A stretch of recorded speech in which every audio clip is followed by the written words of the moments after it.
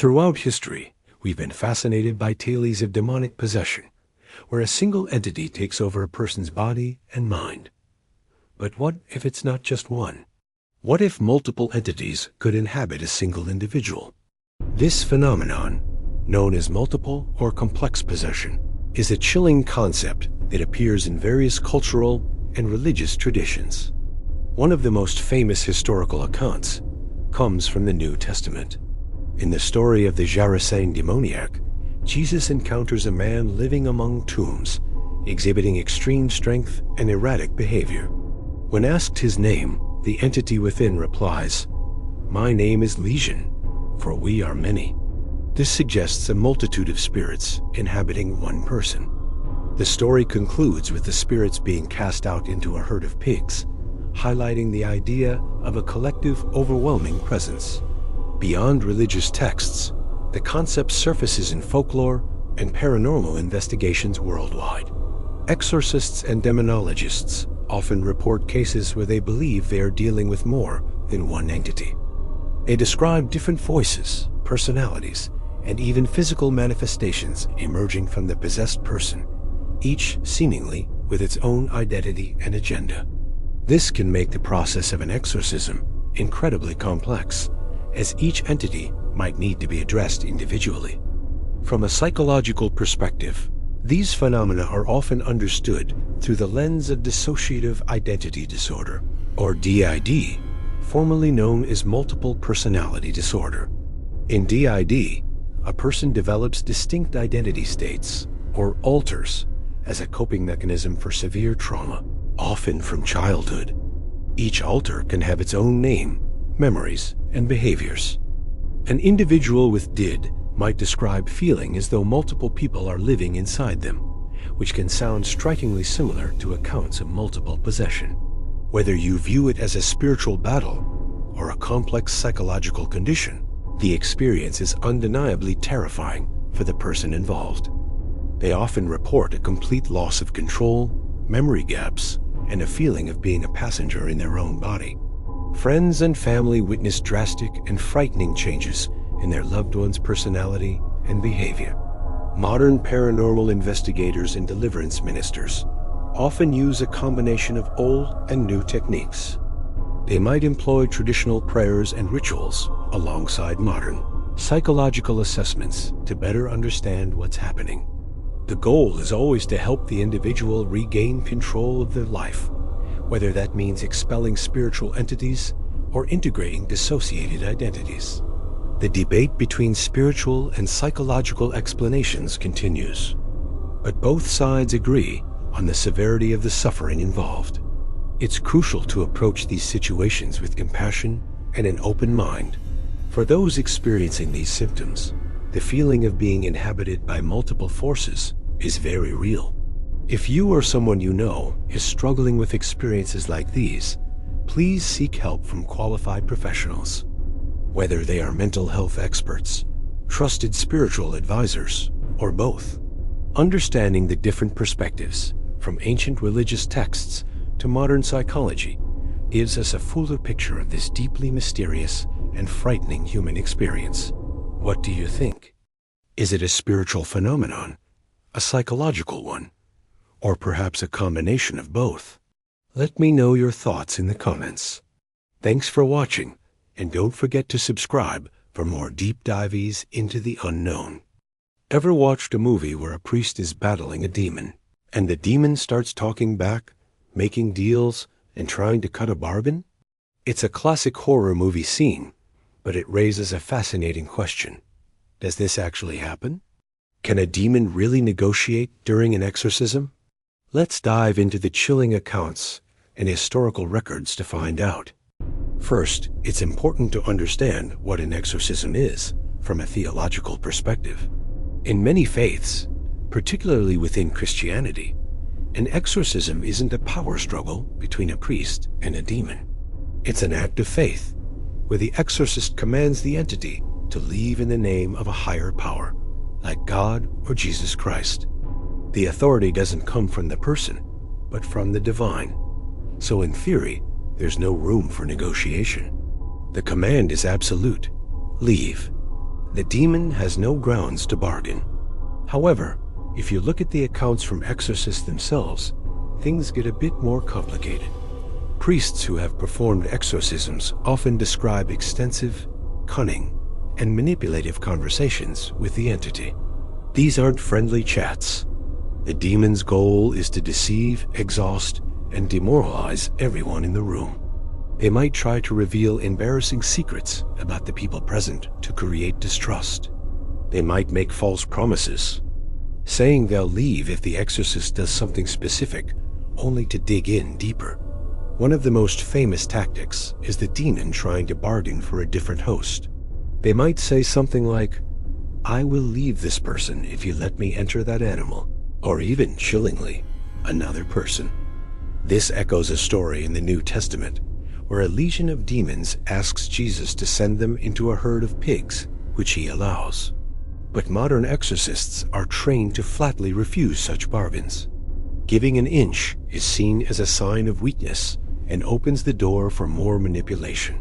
The goal is complete expulsion, not relocation. Another common bargaining chip is information. Demons, according to these accounts, sometimes claim to have knowledge of the future or hidden secrets. They might offer this information in exchange for being allowed to stay. Again, the trained exorcist knows this is a trap. The information is likely false, or if true, is designed to cause chaos and fear. It's a distraction from the main purpose of the rite. The entity is trying to shift the focus from its expulsion to its supposed gifts. So, why do they even try to bargain? It's all about control and psychological warfare. An exorcism can be a long, draining process. By engaging in conversation and making offers, the demon tries to wear down the resolve of the exorcist and the afflicted person. It's a desperate attempt to gain a foothold.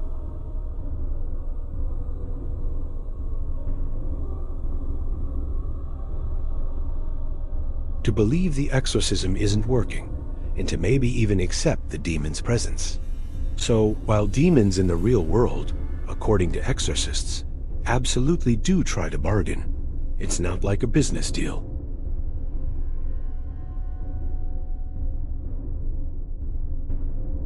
The exorcist's job isn't to negotiate, but to stand firm, refuse all offers, and rely on faith to see the right through to the end. It's a battle of will and faith, not a negotiation table. The only acceptable outcome is unconditional surrender. What do you think? It's a topic that blends theology, psychology, and chilling personal accounts. Let me know your thoughts in the comments below. Thanks for watching, and if you found this interesting, consider subscribing for more deep dives into the unknown. See you next time. Have you ever heard stories, maybe whispered late at night, about curses that travel through families? Or the idea that something unseen and malevolent could latch onto a bloodline, passing from one generation to the next? It's a concept that has fascinated and terrified people for centuries, appearing in folklore, religious texts, and even modern horror movies. Today, we're diving deep into this chilling belief. Can demons really follow a bloodline? Let's start by understanding where this idea comes from. In many ancient cultures, family and ancestry weren't just about genetics. They were about spiritual inheritance. Blessings and consequently curses were believed to be passed down. The idea was that the actions of an ancestor could create a spiritual debt or a doorway, and this opening could allow a negative entity to attach itself to the entire lineage. Think of it like a spiritual contract signed by a great-grandparent that everyone down the line has to deal with. This concept is often called a generational curse. So, how would this supposedly work? Proponents of this belief suggest several ways. One common theory is through ancestral worship or pacts. If an ancestor made a deal with a dark entity for power, wealth, or revenge, that entity might see the entire bloodline as part of the bargain. The descendants, even if they're completely unaware of this ancient pact, could experience the consequences. These might manifest as recurring misfortunes, chronic illnesses that defy medical explanation, or a persistent string of bad luck that seems to plague the family. Another angle is through unconfessed sin or trauma. The idea here is that a significant transgression or a deeply traumatic event, if left unresolved, creates a spiritual wound. This wound can fester through generations, attracting negative energies or entities.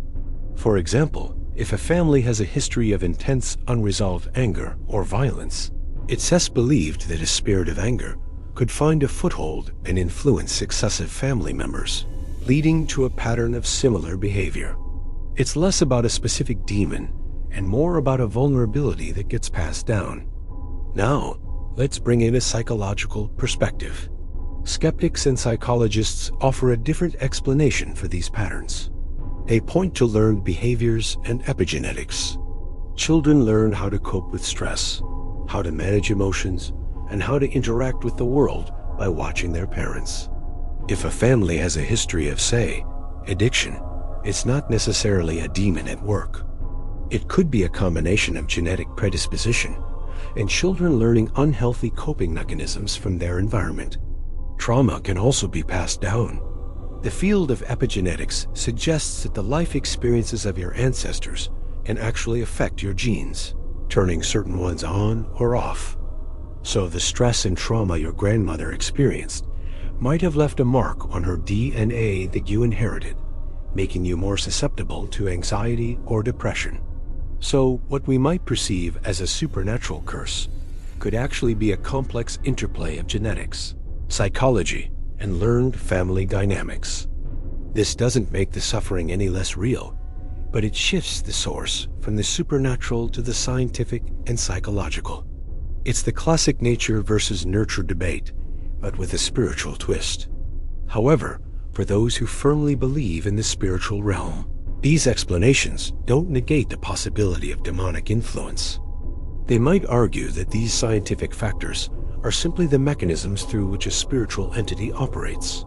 The entity exploits these pre-existing vulnerabilities, the genetic predispositions, the learned behaviors, the emotional wounds to exert its influence. It's like a predator targeting the weakest in a herd. The vulnerability is biological or psychological, but the predator is spiritual. Ultimately, whether you believe demons can follow bloodlines depends on your worldview. Is the universe purely material, governed by laws of physics and biology? Or is there a spiritual dimension that interacts with our physical world? For many, the idea of a generational curse provides an explanation for suffering that seems to defy logic. It gives a name to the invisible weight they feel. For others, it's a relic of a superstitious past, and the answers lie in therapy, medicine, and understanding family history. Regardless of what you believe, the concept highlights a powerful truth. The lives of our ancestors echo in our own, for better or for worse. The patterns, behaviors, and even the secrets of our families can have a profound impact on us. And perhaps the most important takeaway is the idea of breaking the cycle. Whether you re-breaking a supposed curse through spiritual means or breaking a cycle of trauma through therapy and self-awareness, the power lies in recognizing the pattern and choosing a different path for yourself and for future generations. What are your thoughts on this? Have you ever heard family stories that make you wonder? Let me know in the comments below. Thanks for watching. And if you enjoyed this exploration, don't forget to like and subscribe for more deep dives into fascinating topics. See you next time. Have you ever walked into a room and felt a sudden chill, a sense of being watched, or an overwhelming feeling of dread? We often dismiss these feelings, but what if they're not just in our heads? What if certain places are actually attached to something? Today, we're diving deep into the chilling concept of demons attached to locations, what many people call hauntings. First, let's get one thing straight. When we say demon, we're not just talking about the horned figures from movies. In many belief systems and paranormal studies, a demon is simply a non-human entity, often with malicious intent. Unlike ghosts, which are typically believed to be the spirits of deceased humans tied to a place by unfinished business or trauma. These entities may have never been human at all. Their attachment to a location can be for entirely different and more sinister reasons. So, how does a demonic entity attach itself to a place? There are several theories.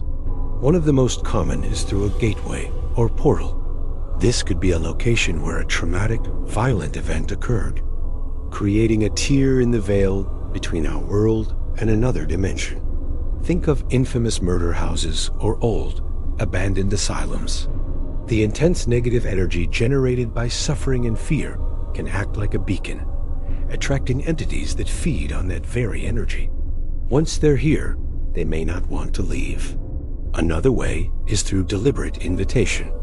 This can happen through rituals, occult practices, or even things like Ouija boards used without proper knowledge or protection.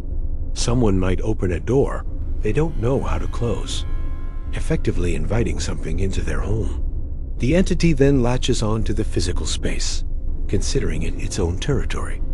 It's not attached to a person, but to the land, the walls, the very foundation of the building.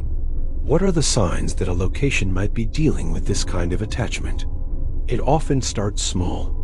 You might hear unexplained noises, whispers, footsteps, or banging sounds when no one is there. Objects might move on their own, doors might slam shut, and lights might flicker.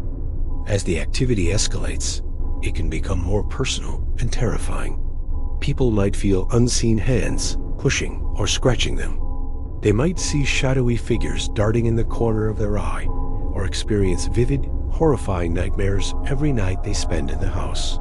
The goal of these entities is often to create fear and chaos. They thrive on the emotional turmoil of the living inhabitants. The more you react with fear, the stronger the entity can become. This creates a terrifying cycle where the haunting intensifies, feeding off the very terror it causes. This is why these types of hauntings can be so difficult to resolve. It's not about helping a lost soul find peace. It's about evicting an unwanted, malevolent squatter. Resolving such an attachment usually requires spiritual intervention.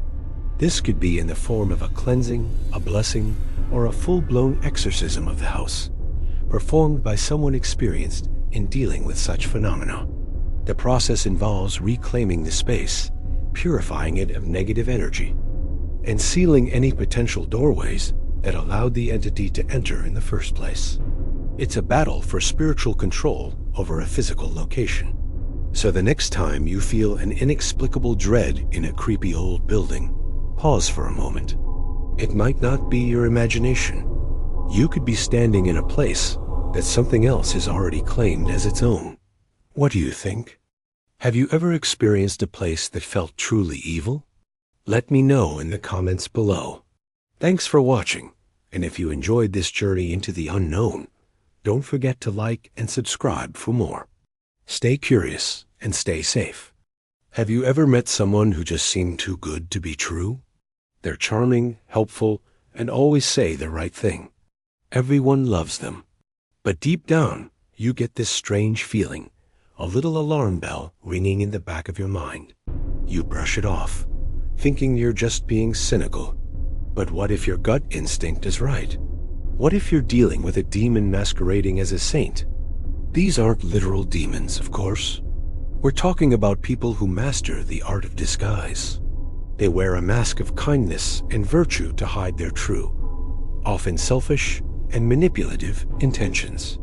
They are the wolves in sheep's clothing, and they are masters of social camouflage. They might be the coworker who publicly praises you while secretly sabotaging your work, or the friend who offers a shoulder to cry on, only to use your vulnerabilities against you later. So, how can you spot them? The first major clue is a stark difference between their public persona and their private actions. In public, they're the life of the party, the most generous person in the room. But behind closed doors, when no one is watching, their mask slips. You might catch glimpses of cruelty, a flash of coldness, or a dismissive attitude towards people they don't feel they need to impress. Pay attention to how they treat service staff, their family members when they think no one's listening, or how they talk about others when they're not around. The contrast can be jarring. Another huge red flag is their use of guilt and pity. These individuals are experts at playing the victim. They'll tell you heart-wrenching stories, often exaggerated, to gain your sympathy and trust. Once they have it, they use it as a shield. If you ever question their behavior, they'll turn it around on you, making you feel guilty for doubting them. They'll say things like, "After all I've been through, how could you think that of me?" Suddenly, you're the bad guy for simply noticing something was off. It's a classic manipulation tactic designed to keep you under their control. Also, watch out for love bombing. This is when someone overwhelms you with affection, praise, and attention right from the start. It feels amazing, like you found your soulmate or your biggest supporter, but it's a calculated move. They're creating a powerful, positive image of themselves in your mind. So when their behavior inevitably changes, you'll be more likely to make excuses for them. You'll remember that initial flood of goodness and think, this isn't the real them. They're just having a bad day. But the love bombing was the act, and the negativity that follows is their true self emerging. One of the most insidious traits is their ability to subtly isolate you. They might say things like, "Your other friends don't really get you like I do," or "Your family is just trying to hold you back."